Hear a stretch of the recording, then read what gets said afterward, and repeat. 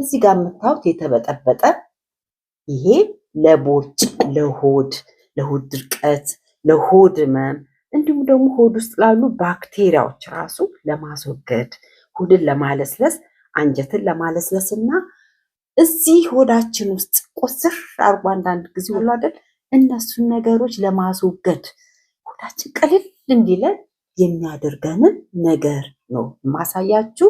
ስለ ስኳር ድንች ያለውን ሚስጥር ጉድ የሚያሳይ ሚስጥር እንሰማለን። እንዲሁም ደግሞ የእናቶች ቀን ምክንያት በማድረግ ስለኔ እናት ታሪክ እነግራችኋለሁ። እችም እናቶች አስተማሪ ነው ብዬ ስላሰብኩኝ ስለ እናቴ ታሪክ አወራላችኋለሁ። እስከ መጨረሻው አብራችሁን ቆዩ። ቡና አለኝ። ቡናዬን ልቅዳ። ቆንጆ ቡና እየጠጣን እንግዲህ ስለ ቦርጩንና ስለ ሆድ ድርቀቱ የሆድ ድርቀቱን መድኃኒት አብረን እናያለን። እንግዲህ 2 ሲኒ ቡና ቀድቻለሁኝ። አንዱ ሲኒ ለኔ፣ አንዱ ሲኒ ደግሞ ለእናንተ ይሆናል ማለት ነው። ወገኖቼ የምትመለከቱኝ ወገኖቼ፣ አንዷን ሲኒ ቡና ለእናንተ ቀድቻለሁኝ። እንግዲህ እዚህ ጋር ስጀምርላችሁ ይሄ የምታዩት የቦርጭ በአንድ ወር ውስጥ ቦርጫችሁን እንዴት ውልቅ አርጎ ሆዳችሁን ቀልል እንዲላችሁ ሰውነታችሁ ራሱ ሆዳችሁ ሲቀላችሁ ሰውነታችሁ ራሱ ቀልል ይላችኋል። ለቆዳችሁ እንዲሁም ደግሞ ለአጥንት ጤንነት ሆድ ውስጥ ላለ ባክቴሪያን የሚያጸዳ የተልባ ጁስ ወይም ደግሞ የተልባ ብጥብጥ እንዴት እንደምናዘጋጀው ታውቃላችሁ? 2 የሾርባ ማንኪያ ተልባን ከትንሽ በጣታችሁ ቆንጠር አርጋችሁ እርድ እንዲሁም ነው በጣታችሁ ቆንጠር አርጋችሁ ቆንዶ በርበሬ ከዛ 3ቱን ሞቅ ባለ ውሃ እንደዚህ ትደባልቁታላችሁ። ትደባልቁትና ለ3 ለ4 ደቂቃ ታቆዩታላችሁ። ውህዱ እንዲዋሃድ ማለት ነው። ከዛ በኋላ ይሄንን ማታ ነው የምትጠጡት። ግን ይሄ እራት ነው የሚሆናችሁ እንጂ ተጨማሪ እራት መመገብ የለባችሁ። ይሄንን እንደ እራት ማታ ጠጥታችሁ ታድራላችሁ። ጠዋት አንጀታችሁ ውስጥ ያለው ቆሻሻ ሁሉ ዝርክክ ብሎ በሰገራ ይወጣላችኋል። ሆዳችሁን ቀልል ይላችኋል። በሁለተኛው በሶስተኛው ቀን የእውነቴን ነው የምላችሁ ትልቅ ምልክት እያያችሁ እየጸዳችሁ ሆዳችሁ እየቀለላችሁ በአንድ ወር ውስጥ ብዙ ኪሎ 2-3 ኪሎ ልትቀንሱ ትችላላችሁ ወገኖቼ። ይህንን የተልባ ውህድ ወይም የተልባ ጁስ ችላ እንዳትሉት። ስፔሻሊ ቀን ምሳችሁን በደንብ ብሉ። ማታ ላይ ግን ይችን ብቻ ጠጥታችሁ ማደር።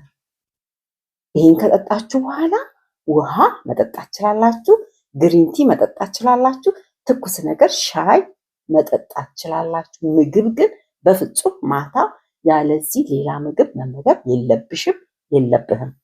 ልብ አድርጋችሁ ይሄንን በትክክል ካረጋችሁ በኋላ ወሩ ላይ ለኔ ጽፉልኛላችሁ ለውጣችሁን እንዴት ለኔም ጠቅሞኛል እንዲሁ ለቤተሰቦቼ ስለጠቀመ ነው ወደ እናንተ ይዤ የመጣሁትና ይሄን የተልባ ጁስ ወይም ደግሞ የተልባ ብጥብጥ እንዳትንቁት ወገኖቼ። ይሄንን ካልኳችሁ በኋላ ስኳር ድንች ስንት ጥቅም እንዳለው መቼም ሳታውቁ አትቀሩም። ወይም ጉግል ላይ ሰርች አርጋችሁ ማግኘት ትችላላችሁ። አሁን ይሄው እዚህ ጋር ቀዩን ስኳር ድንች ነው የቀቀልኩትኝ። ነጩም ስኳር ድንች ሊሆን ይችላል። እንዲሁም ለልብ ጤንነት በጣም የሚረዳ ነገር ነው። ሆድን ለማለስለስ ድርቀት ላለባችሁ ሰዎች እንደዚህ ስኳር ድንችን ቀቀላችሁ አንዷን ፍሬ ስኳር ድንች ማታ ብትመገቡ ድርቀትን ለማስወገድ በጣም ነው የሚረዳላችሁ። ደግሞ ለቆዳ እንዴት እንደሚጠቅም ታውቃላችሁ? ለቆዳ የምናደርገው እንግዲህ እንደዚህ ስኳር ድንቹን ከቀቀልን በኋላ ስል ካለ ሙቅሙቅ ካለ በኋላ አውጥተን እችን ታክል ፒስ ነው የሚያስፈልገን ለፊታችን፣ ብዙም አይደለም። ይሄን ያህል ፒስ ከዛ ዳጥ ታደርጉትና ይሄንን በእጃችሁ ወይም በማንኪያ ዳጥ ታረጉና ትንሽዬ ማር ሩብ የሻይ ማንኪያ ማር ታረጉና ዳጥ አርጋችሁ ደባልቃችሁ አንድ ላይ ፊታችሁን ንጹህ ፊት ላይ ጠዋት ስትነሱ ታጥባችሁ ፊታችሁን ያንን ያዘጋጃችሁትን የስኳር ድንችና ማር አንድ ላይ ትቀቡታላችሁ። ኢቭን ማዲያትን ራሱ ለማደብዘዝ በጣም አንዳንድ ሰዎች ማዲያትን ሁሉ ያጠፋላቸው ሰዎች አሉና ሞክሩት። እኔ አሁን ማዲያት የለኝም። ማዲያት ላለባችሁ እስቲ ይሄንን ስለማይጎዳ ኬሚካል የለውም ምንም በቤት ውስጥ የሚዘጋጅ ውህድ ስለሆነ ምግብ ነው፣ አይጎዳችሁም።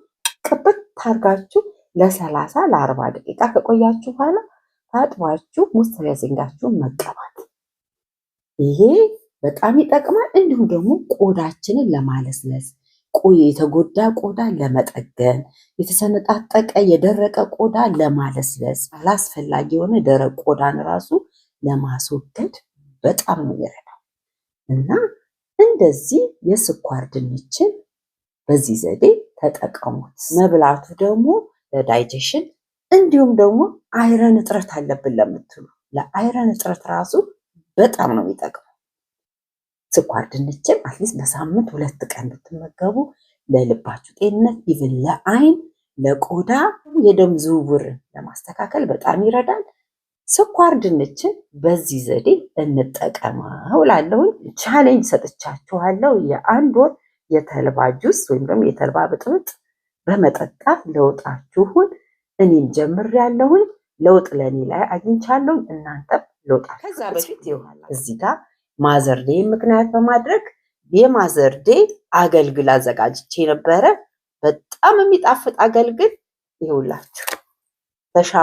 ተሻምተን የተመገበ ነው። የበግ ፍትፍት ነው የሚመስለው። የእውነት ግን የተሰራው በምን እንደሆነ ብታውቁ የምትፈልጉ ሰዎች ይሄንን አገልግል ስሪልን እንፈልገዋለን ብላችሁ ጻፉ። የሚጣፍጥ የበግ ፍትፍት እየተባለን የተበላው በእውነት በጣም የወደድነው አገልግል ነው። ጻፉልኝ በኮመንት። የኮመንታችሁን ብዛት አይቼ ምን ያህል ሰዎች እንደወደዳችሁት ከ50 በላይ ሰዎች ካዘዛችሁ ይሄን አገልግል ሰርቼ አሳያችኋለሁ በሚቀጥለው ማለት ነው። ግን ከ50 በላይ ሰው ይሄን አገልግል ስሪ ብላችሁ መጻፍ አለባችሁና በኮመንት ጻፉልኝ። እና ዛሬ ስለ እናቶች ቡና የቆንጆ ቡና ነው። ስለ እናቶች በነገራችሁ እጣኗን ጨስ ስላድርግና ቆንጆ መዓዛ ያለው ከኢትዮጵያ ያመጣሁት እጣን ነው። በጣም ቆንጆ መዓዛ ነው ያለው። ይሄንንም እጣን የምትፈልጉ ሰዎች ጻፉልኝ፣ የት እንደምታገኙ ጠቆማችኋለሁ። በጣም ጎበዝ ሴት ናት ያዘጋጀችልኝ ይሄንን እጣን። አንድ እናት እንደኔ እናት ጥሩ እናት የምላቸው አረብ ሀገር የምትኖር እህቴ የነገረችኝ ልንገራችሁ። ከአረብ ሀገር ብር ትልካለች ለእናቷ እንዲጠቀሙበት ነው። እሷ ዝም ብላ እናቷን ለመርዳት ነው በየወሩ ብር የምትልክላቸው። እኚህ እናት ግን የየወር የሚላካላቸውን ብር እያስቀመጡ ለካ ልጃቸው ወደ ሀገር ቤት ስትመጣ ቤት ሰርተውላታል። ቤት ሰርተውላት አንድ ክፍል ቤት ቆንጆ ቤት ሰርተውላት ማረፊያዋን አዘጋጅተውላት ስትመጣ ሰርፕራይዝ አድርገዋታል። ይውላችሁ እንደዚህ ጀግና እናቶች እንዳሉ ሁሉ በዛው ልክ ደግሞ 5% የማይሞሉ እናቶች ደግሞ ለልጆቻቸው ክፉ የሆኑ እናቶች አሉ። ግን በዛው ልክ ቅዱስ የሆኑ እናት ስፔሻሊ ኢትዮጵያን እናቶች እርግጠኛ ነኝ 95%ቱ የኢትዮጵያ እናቶች ለልጆቻቸው ነፍሳቸውን የሚሰጡ ነፍሳቸውን አሳልፈው የሚሰጡ ራሳቸውን ጥለው እነሱ ተጎድተው ልጆቻቸውን እነሱ ቀልጠው ልጆቻቸውን የሚያበሩ እናቶች 95% የኢትዮጵያ እናቶች በዚህ መንገድ የሚኖሩ ለልጆቻቸው የሚሞቱ እናቶች እንዳሉ ነው የምናውቀው። ትንሽ ፐርሰንቷ ናት ለልጇ ጉዳት የምታደርግ ወይም ለልጇ ክፋት የምታስብ ተንኮለኛ። እኔ እንደዚህ አይነቶችም እናቶች የጤና ነው ብዬ አላስብም። ከጤና ጉድለት ከአይምሮ ጤና ጉድለት የመጣ ነው ብዬ እንጂ ማስለው ጤነኛ እናት ለልጇ ራሷን ትሰዋለች። ይህ ምንም ጥያቄ የለው። ይህንን እያልኳችሁ ስለ እኔ እናት ደግሞ በነገራችሁ እምዬ የወለደችኝ እናቴን ታሪክ በነገራችሁ እኔ ውጭ ሀገር ከወጣሁ በኋላ እናቴ አሁን በህይወት የለችም። መልካም የሰራች እናት በመሆኗ እናቴ ቅዱሳኖች የሚያርፉበት ቦታ ነፍሷን እንደሚያርፍ እርግጠኛ ነኝ። ምክንያቱም በህይወቷ በጣም ጥሩ ጥሩ ነገር ሰርታ ያለፈች እናት ናት አለች። እንዲሁም እንደኔ እናት በጣም ብዙዎች መልካም የሰሩ እናቶች ይበልጣሉ ኢትዮጵያ ውስጥ። ይህን ስላችሁ ለእናቴ ዶላር እልክ ነበር። ይህን ዶላር የምልከው ግን እናቴ ያማረሽን ያማረሽን ጠጪ፣ ያማረሽን ልበሺ ብዬ እኔ ለእሷ ነው እምልከው ማለት ነው። ግን የኔ እናት ምን ታረግ ነበረ ወገኖቼ? እዛ ኢትዮጵያ ውስጥ እህቶችና ወንድሞች አሉ። እናቴ የምልክላትን ግን ምን ታረጋለች? ግቢያችን ሰፊ ነው። ግቢያችን ውስጥ ቤት ነው የምትሰራበት። ያንን ቤት 5 ሳንቲም አትበላውም፣ 5 ሳንቲም አትጠቀመውም ነበር። እንግዲህ እኔ ይህንን ታሪክ አላቅም። እሷ ግን መደዳውን ሱቅ ነበር የምትሰራበት። ንግድ ቤት በቃ ለልጆቼ ይሆናል ብላ የምትሰራው ሱቅ ወይም ደግሞ ቤት ነበር የምትሰራበት። እኔ ታሪክ አላቅም።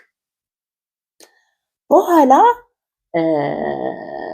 በህይወት ከማለፏ በፊት ለእህቶቿ ያላትን ወርቆች ልጄ ውጭ ሀገር ያለችው አንድ ልጄ ተጎርታ ብትመጣ፣ ችግር ገጥሟት ብትመጣ፣ ይሄ ቤት ልጆች ሁሉ ቤት ነው።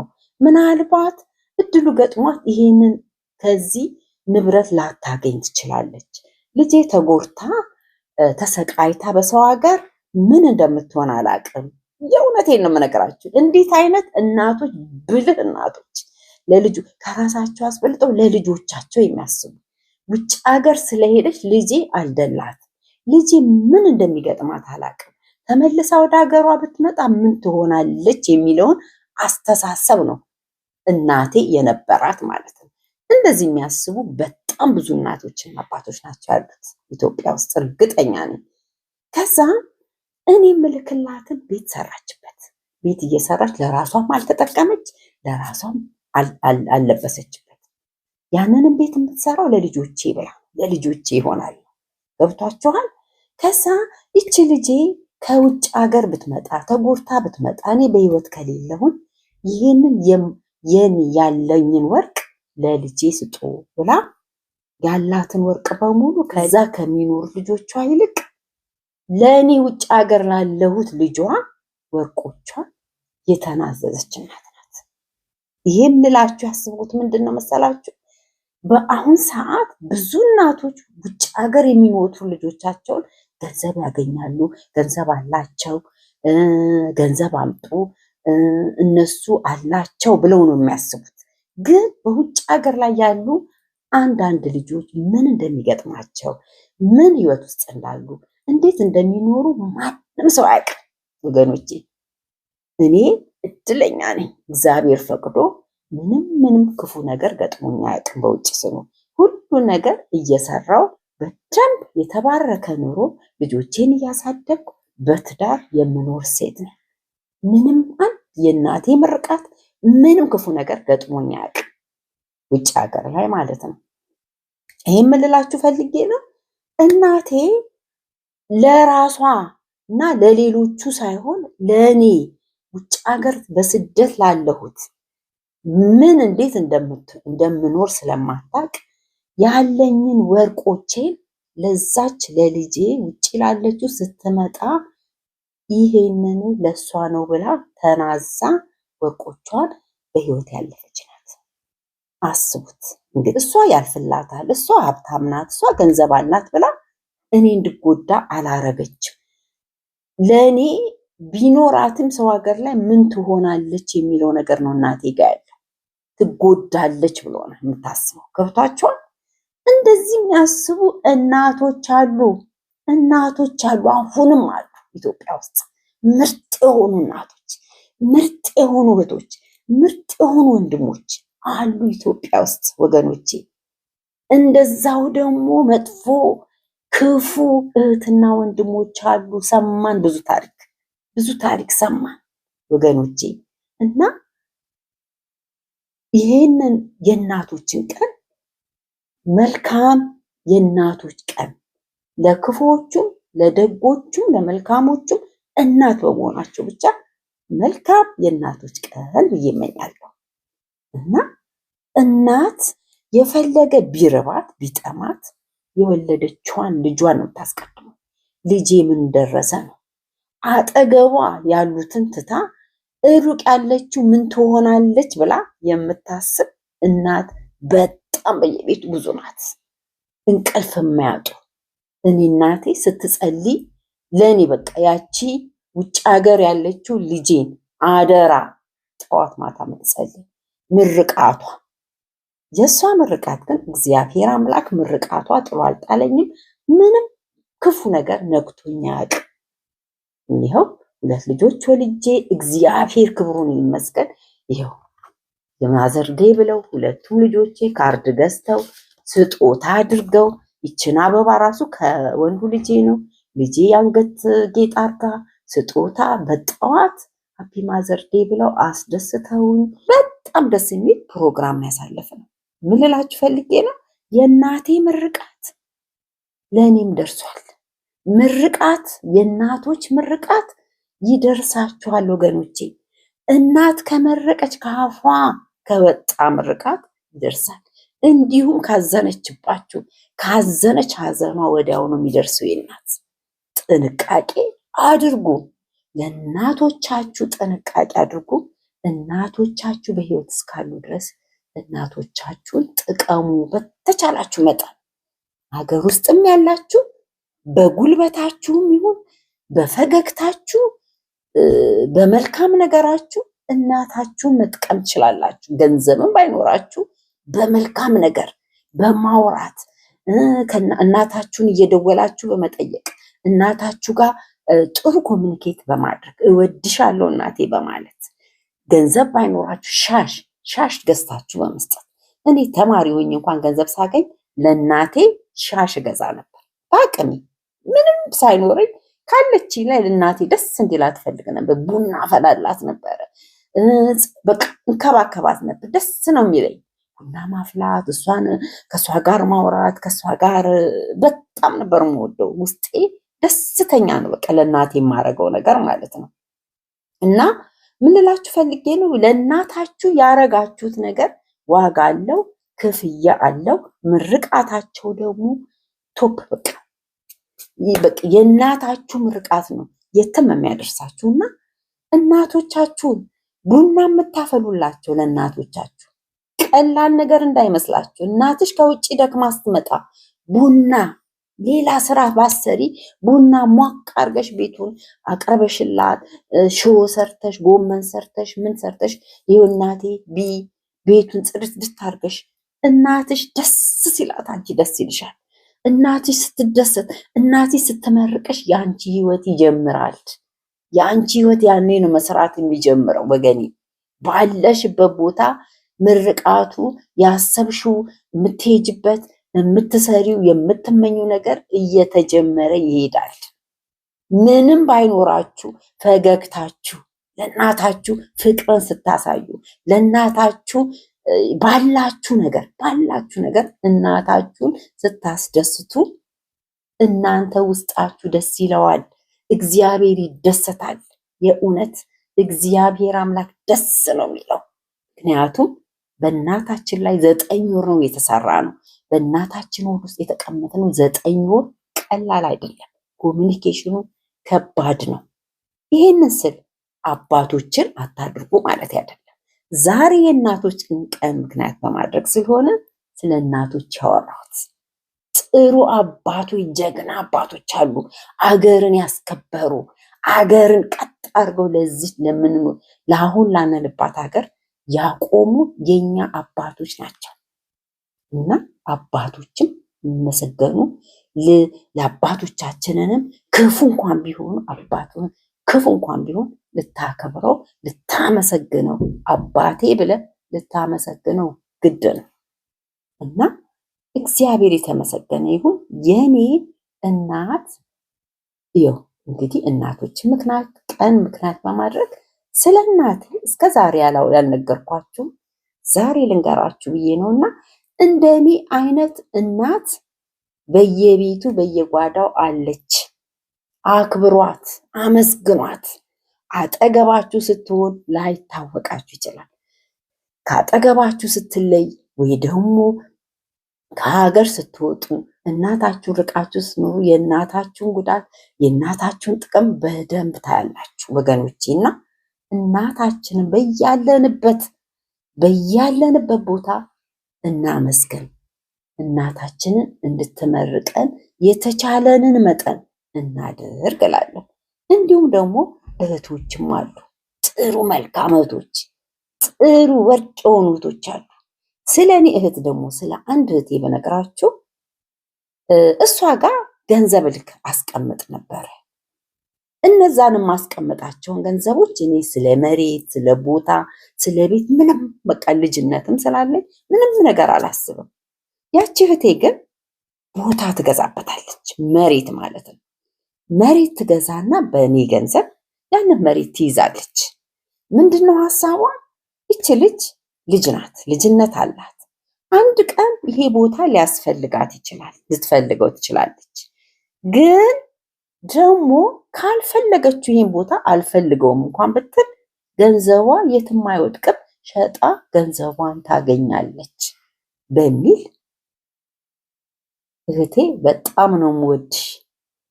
ቦታ ገዝታ በእሷ ስም ቦታ ገዝታ አስቀምጣ እኔ ስሄድ ገንዘቡ እዚህ ቦታ ላይ አርፏል፣ ከፈለግሽ ተጠቀሚበት ቦታውን፣ ካልፈለግሽ ደግሞ ሸጠሽ ብሩ ይኖርሻል ብላ እንዲህ አይነት የምታስደስት እህት አለች። በየቤቱ እንዲህ አይነት መልካም እህቶች አሉ ወገኖቼ። እና እኔ እህቴን ሳላመሰግን አላልፋትም። ያንን ቦታ እሷ ባትገዛ፣ ያ ቦታ እሷ ባታደርግልኝ ኖሮ እኔ አስቤን ቦታ አልገዛም። እኔ በምልበት ሰዓት ያን ቦታ ላላገኘውም እችላለሁ። እና እህቴ ለእኔ ቁም ነገር የሰራች እህትም አለች። እንዲህ እህቶች ብዙ የሚበጠብጡ ብዙ የሚረብሹ እህትና ወንድሞች እንዳሉ እንደዚህ አይነት ደግሞ መልካም እህቶች ስላሉ ነው ስለ እኔ እህት ደግሞ ይህንን ላመሰግናት በእናቶች ቀን ላመሰግናትና ለሌሎችም አርያ እንድትሆን ሌሎችም እህቶችና ወንድሞች ካላችሁ ውጭ ሀገር ለሚኖሩ እህቶች ወንድሞቻችሁ በተቻለ መጠን ፖዘቲቭ ሆናችሁ ያላቸውን አትሊስት ባትሰጧቸው ባታረጉላቸው ደግ ባትሆኑላቸው እንኳን አትሊስት ያላቸውን ነገር አክብሩላቸው። ባላቸው ነገር እንኳን አክብሯቸው ባካችሁ። አትጉዷቸው። ከዚህ በፊት ቪዲዮ ሰርቻለሁ ስለ ከባድ ችግር ለገጠሟቸው እህቶችና ወንድሞች፣ ለአስቸጋሪ እህቶችና ወንድሞች የሰራሁት ቪዲዮ አለና ያንን በማስመልከት መልካም እህቶችም መልካም ወንድሞችም እንዳሉ በየጓዳው አሉ። በየጓዳው ስንት ደግ እህት አለች። የራሷን ቤት ጥላ የእህቷን ቤት፣ የራሷን ቤት ጥላ የወንድሟን ቤት የምትሰራ መልካም እህት አለች። የእውነቴን ነው የምነግራችሁ። በዛው ልክ ደግሞ መጥፎች እንዳሉ ሁሉ መልካምና ድንቅ የሆኑ እህቶችና ወንድሞች አሉና በየቤቱ ለልጇ የምትሞት የልጇን 5 ሳንቲም መብላት ማትፈልግ ኢቭን ለእሷ ተልኮ ለልጄ ብላ ካላት ላይ ቆጥባ የምታስቀምጥ እንደዚች እንደ እህታችን ገንዘብ ስትልክ ለእናቷ በየወሩ እናትየዋ በየወሩ የተላከላቸውን ገንዘብ አስቀምጠው ለልጃቸው ቤት የሰሩ እንደኔ እናት እኔ ቢጠጪ ልበሺ ብዬ የምልክላትን ዶላር እሷ ቤት ትሰራበት ነበር። አልበላውም የልጄን ገንዘብ ብላ የልጄ በሰው ሀገር ላይ ማን እንደሚጎዳት ምን እንደምትሆን አላውቅምና ገንዘቧን አልበላም ብላ ቤት ትሰራ ነበር። እንደገና ልጄ ስትመጣ እዛ ካሉት ልጆቿ ይልቅ ውጭ ሀገር ያለችዋ ልጄ እንዴት እንደምትኖር አላውቅም፣ በሰው ሀገር ምንድን እንደምትሆን አላውቅም። ስትመጣ ብላ ያላትን ወርቆች በሙሉ ለልጄ ስትመጣ ስደት ላይ ላለችው ልጄ ስጡልኝ ብላ ነው በህይወት ያለፈችው። እና እንዲህ አይነት እናቶች ሊደነቁ፣ እንዲህ አይነት እናቶች ሊመሰገኑ፣ እንዲህ አይነት እናቶች ከሞቱም በኋላ ጸሎት ልታጸልዩላቸው ታመሰግኗቸው ግድ ይላል ወገኖቼ። እና ዛሬ በእናቶች ቀን ይህንን ነገር እንግዲህ አልኳችሁ። እዚህ አይነት እናት ላላችሁ ክብር ለኢትዮጵያ እናቶች ስፔሻሊ እንደ ጧፍ የሚቀልጡ ብዙ እናቶች በየጓዳው አሉ። ልጆቻቸውን ለማስተማር፣ ልጆቻቸውን ጥሩ ደረጃ ለማድረስ፣ ልጆቻቸውን ቆሎ ሸጠው እንጨት ተሸክመው ስንት መከራ አይተው ስንት እናቶች ልጆቻቸውን አስተምረው ለቁም ነገር ያደረሱ በየቤቱ ቤት ይቁጠሩ ወገኖቼ። እና ለነዛ እናቶች ክብር ይሁን፣ ክብር ለመልካም እህቶች፣ ለጥሩ እህቶች እላለሁ ወገኖቼ። እና እንደዚህ ቡና እየጠጣው ዛሬ እሁድ ነው። እኔ ጋር እንግዲህ ይህን ቪዲዮ መቼ እንደምለቀው አላቅም፣ መቼ ወደ እናንተ እንደሚመጣ አላቅም። ይሄ ቪዲዮ ግን የተቀረጸው እሁድ የእናቶች ቀን እለት ነው። ይሄንን የተልባ ጁስ በመጠጣት ወደ አካባቢ ያለ ክብደትን፣ ወደ አካባቢ ያለ ቦርጭን፣ ፋትን እንዲሁም ደግሞ አንጀት ላይ የተጣበቁ የደረቁ ነገሮችን እንዲሁም ደግሞ ባክቴሪያዎችን በሆድ ውስጥ ያሉ ባክቴሪያዎችን ለማስወገድ በጣም ነው የሚረዳው። ድንችን በመቀባት ማዲያትን፣ የጠቋቆረ ነገርን፣ የደረቀ ነገርን እንዲሁም ደግሞ የተጎዳ ቆዳ ለማጽዳት በጣም ነው የሚረዳው እና ስኳር ድንችን በዚህ ዘዴ ተጠቀሙት። ይችን ያገልግል ፍትፍት በምን እንደሰራሁት እንዴት እንደሰራሁት የምትፈልጉ ሰዎች ስሪልን የምትሉ በኮመንት ስር ጻፉልኝ። ሰራላችሁና አገልግሉን የሚቀጥለው አሳያችኋለሁ። እንዲሁም ደግሞ ክብር ይሁን ለኢትዮጵያ እናቶች ብላችሁ በኮመንት ስር ጻፉ። ዛሬ ማዘር ዴይን ምክንያት በማድረግ የእናቶችን መልካም ነገር የእህቶችን መልካም ነገር በዚህ ቪዲዮ ላይ ሰርቻለሁ። በየቤቱ መልካም እህት፣ መልካም ወንድም፣ መልካም ሰዎች በየቤቱ በየጓዳው አሉና ለነሱ ክብር ይሁን እያልኩኝ በጣም ጨስ አድርጌ በዚሁ ይህን ቪዲዮ ደግሞ ታችሁት ላይክ እንዲሁም ደግሞ ይጠቅማል ካላችሁ ለሌሎች ሼር በማድረግ እኔ እናቷ በክብር ጠይቃችኋለሁኝና ክብር ለኢትዮጵያ እናቶች እያልኩኝ በዚሁ ይሰናበታችኋለሁ። እወዳችኋለሁኝ። ባይ